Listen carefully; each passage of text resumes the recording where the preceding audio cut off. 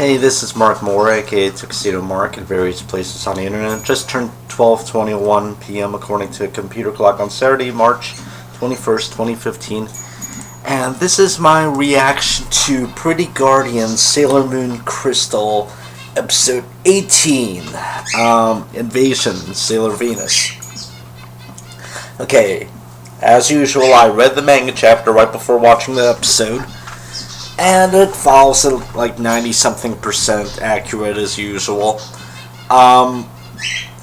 Here's some things that I noticed that are a bit different, and some highlights, and some things that are confusing. And okay, I took some notes. In the episode itself, Mamoru doesn't exactly specify to Usagi how he knows that Ami, Rei, and Mako are still alive. He just says, they're alive, I know it. In the manga, he went into more explanation. He said, if they wanted them dead, they would have killed them on the spot. Okay. You see, that's actually something that's pretty obvious. I mean, they were abducted. They were visibly abducted. Sure they would be kept alive. Okay, here's an odd bit. In the manga, I am reading the mixed English translation of the manga. This is the one from the early 2000s. It's the original English translation of the original version of the manga, which means, of course, that it's labeled Act 17 instead of Act 18. But anyway, Mix decided to use the Deke English dub names from the anime for the characters, with the exception of Usagi's name. They didn't use Serena. They called her Bunny. And when in the scene when Usagi and Minako and Mamoru come back to Usagi's house and to confront Chibiusa, and she's there, in the manga, she calls Usagi Buns, and Bunny's like, Buns? You call me Buns? In the Crystal episode, she calls her Usagi, and Usagi's like all shocked and offended and crap. She's like, Usagi? In quotation marks. I don't get that. That's her name. Can someone please explain this to me? I mean, if she'd called her Usako or something cutesy like that, it would make more sense, but she just called her Usagi. Okay, I like the interior of, I guess it's the UFO or the spaceship that the Black Moon Clan is in. It's got like stained glass windows. I love stained glass windows. It's so pretty. Also, the music in this episode is really nice and feels like kind of churchy in some scenes, especially with the Black Moon Clan. Kind of like, Gregorian chanting or any kind of, church type chanting. Not that there's really much in the way of chanting in there, it's just that the overall music and feel of it, Okay, Wise Man isn't scary. His Japanese voice just is not scary. He sounds kind of silly, actually. One bit that's missing from the manga, Usagi's at school and someone says that someone is on the black, and Usagi suddenly jumps, scared, and then they finish it by saying blacklist. And Usagi comments that she gets jumpy and nervous whenever anyone says the word black because of the black moon. That bit's not in the episode. Okay, when Umino decides to show them the video on the channeling. That's on a DVD now, so obviously they updated it. But it's a bit confusing because the DVD with the Black Moon Sister. It's an interview with the Black Moon Sister about channeling. Apparently, she's a world famous channeler. You gotta wonder if that's some kind of brainwashing going on, or if the Black Moon Clan has really been on Earth for so long already without anyone noticing. In fact, I think there's a line that said that they had crept up on the Guardians without anyone realizing it. I forget if that was in the manga or if they put it in the Crystal episode too. But anyway, so they're watching the DVD, and the Black Moon Sister, I forget her name, but she mentioned something about a public display in a park next week. So either this is like a very, very recent DVD, or they're kind of confusing it with a live broadcast, because Artemis is also watching it in the control room, and Luna. It just seems it seems odd. It's very odd.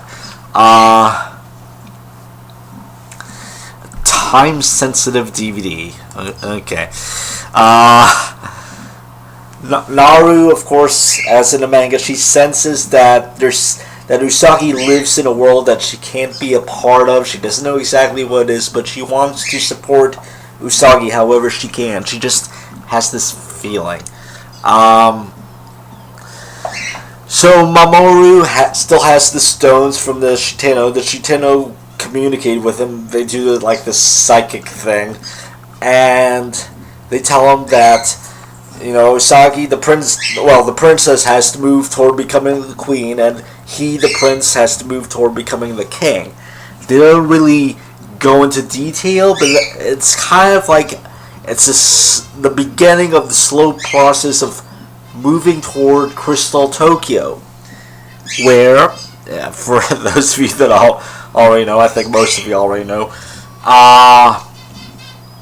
Usagi and Mamoru are going to rule the Earth someday. They will literally be the queen and king of the world. But anyway, that's for later on. Rei's friend and Mako's friend from those earlier episodes, they are at I guess they've been watching that DVD as well, and they go to the event. And both they and Naru get possessed by the defeated Black Moon Sisters, or there's some kind of channeling going on. It's really weird. I don't know. There was one panel in the manga where it showed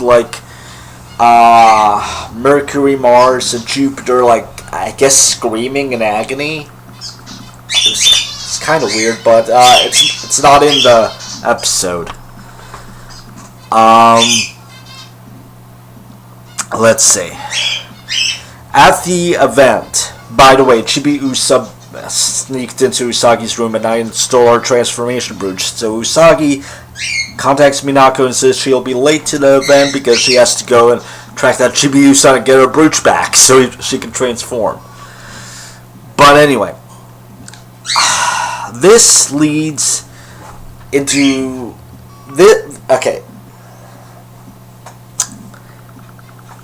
There's one point, in order to get Minako to transform into Sailor Venus, because everyone in the park is possessed, so they're presumably unaware and will have no memory, I guess, of what happens.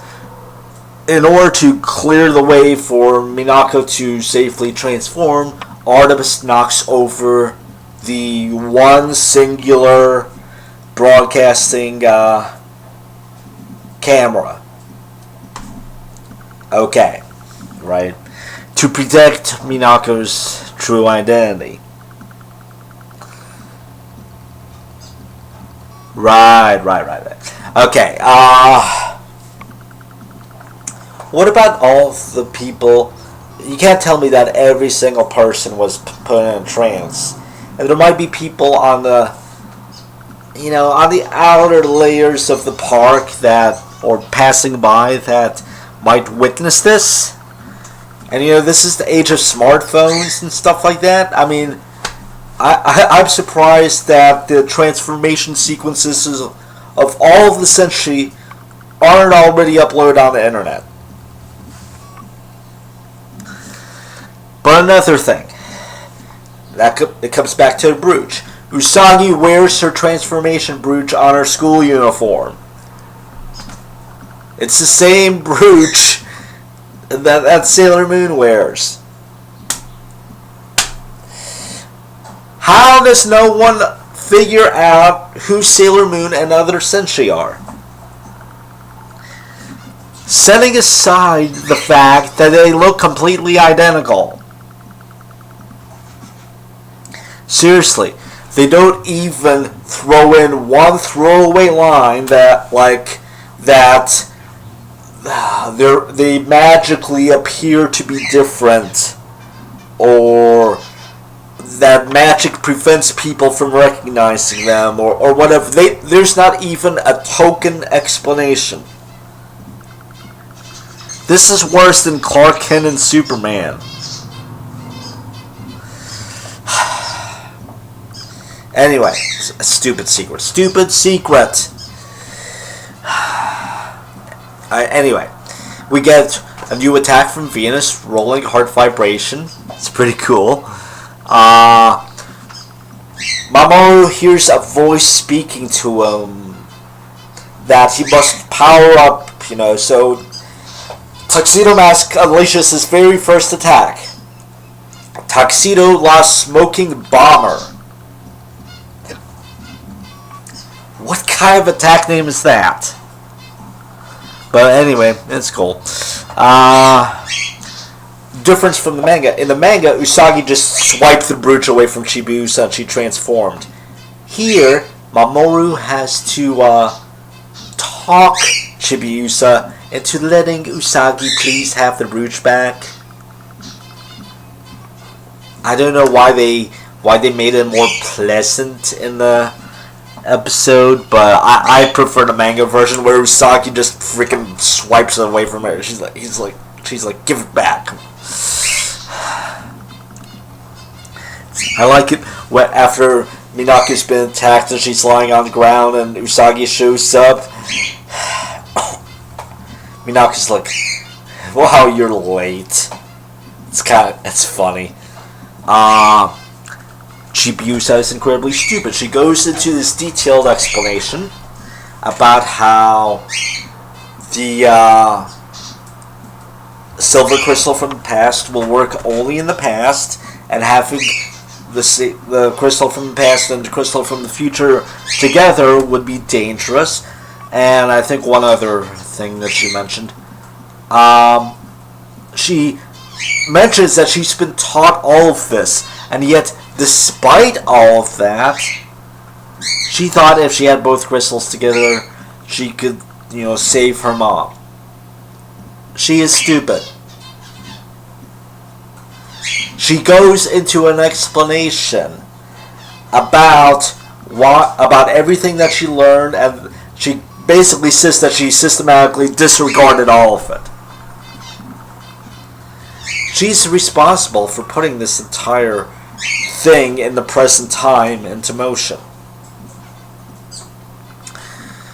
Anyway, so she reveals that she's from the 30th century. I think in the manga, I could be wrong, I think in the manga Usagi comes to the conclusion first that she's like, are you from the future? I don't remember, but anyway, it's not in the episode. But then Chibiusa's like, help me protect the 30th century, or something like that. It's still the 30th century. I thought they might have updated it to 31st century, but they didn't. So anyway, so yeah, this episode's pretty good, and we're gonna meet Sailor Pluto next episode in 2 weeks. So yeah, check out this episode. I really don't have anything else to say about it. It's a great episode. I still don't like Chibiusa, but yeah. Okay, so it's 12:36 p.m. and that's it. Thanks for watching.